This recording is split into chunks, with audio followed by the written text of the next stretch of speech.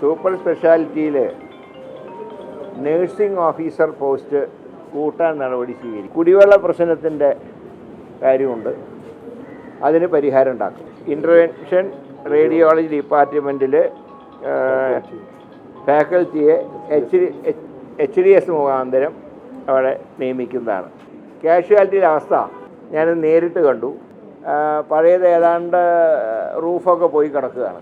അതിൻ്റെ മെയിൻ്റനൻസിന് PWDയോട് ആവശ്യപ്പെട്ടിട്ടുണ്ട്. Paediatric ICU അത് 3rd ഫ്ലോറിലേക്ക് മാറ്റി. ഓട്ടോപ്സി അതിൻ്റെ സംവിധാനത്തിന് ഏതാണ്ട് 30-40 കോടി വരും. അതിൻ്റെ ഫണ്ട് കണ്ടെത്താനുള്ള മാർഗങ്ങൾ സ്വീകരിക്കും. കുതിരവട്ടം മാനസികാരോഗ്യ കേന്ദ്രത്തിന് ഒരു അന്താരാഷ്ട്ര നിലവാരമുള്ള mental wellbeing and happiness centre ആയിട്ട് മാറ്റും.